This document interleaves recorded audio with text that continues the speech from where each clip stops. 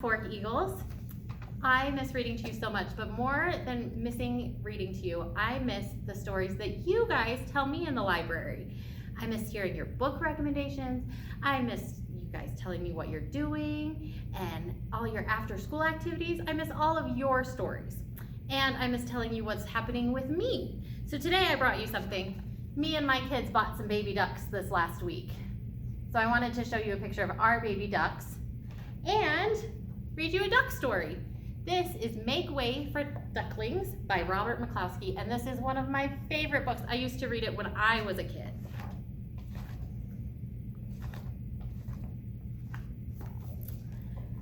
Mr. and Mrs. Mallard were looking for a place to live, but every time Mr. Mallard saw what looked like a nice place, Mrs. Mallard said it was no good. There were sure to be foxes in the woods or turtles in the water, and she was not going to raise a family where there might be foxes or turtles. So they flew on and on. When they got to Boston, they felt too tired to fly any further. There was a nice pond in the public garden with a little island on it, the very place to spend the night, quacked Mr. Mallard, so down they flapped. The next morning, they fished for their breakfast in the mud at the bottom of the pond, but they didn't find much.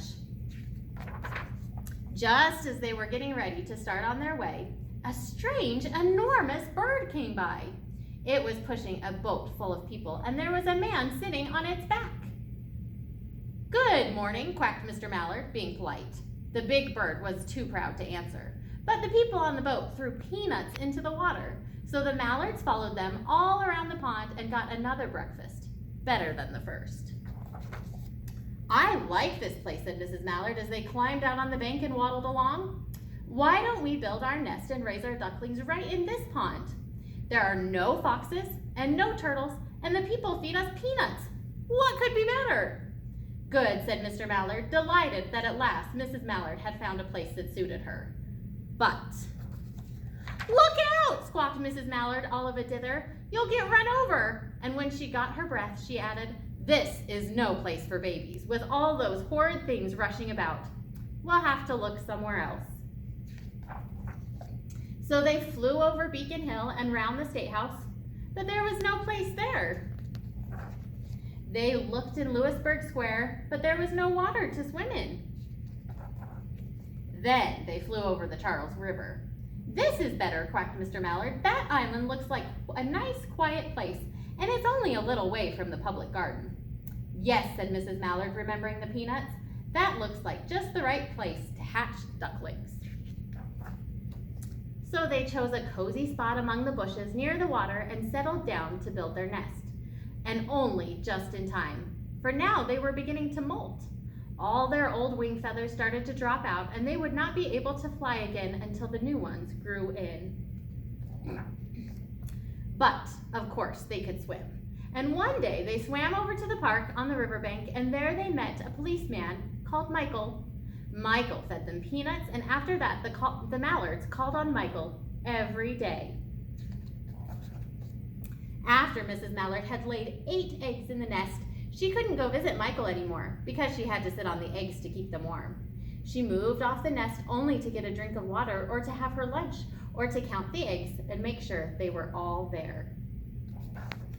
One day, the ducklings hatched. First came Jack, then Cack, and then Lack and Mack, and Knack and Ack, and Pack and Quack. Mr. and Mrs. Mallard were bursting with pride. It was a great responsibility taking care of so many ducklings, and it kept them very busy. One day, Mr. Mallard decided he'd like to take a trip to see what the rest of the river was like further on. So off he set. "I'll meet you in 1 week in the public garden," he quacked over his shoulder. "Take good care of the ducklings." "Don't worry," said Mrs. Mallard. "I know all about bringing up children." And she did. She taught them how to swim and dive. She taught them to walk in a line, to come when they were called, and to keep a safe distance from bikes and scooters and other things with wheels. When at last she felt perfectly satisfied with them, she said one morning, "Come along, children, follow me." Before you could wink an eyelash, Jack, Cack, Lack, Mack, Knack, Ack, Pack, and Quack fell into line, just as they had been taught. Mrs. Mallard led the way into the water, and they swam behind her to the opposite bank. There they waded ashore and waddled along till they came to the highway. Mrs. Mallard stepped out to cross the road. Honk, honk, went the horns of the speeding cars. Quack, went Mrs. Mallard as she tumbled back. Quack, quack, quack, quack, went Jack, cack, whack, mack, knack, ack, pack, and quack, just as loud as their little quackers could quack. The cars kept speeding by and honking, and Mrs. Mallard and the ducklings kept right on quack, quack, quacking.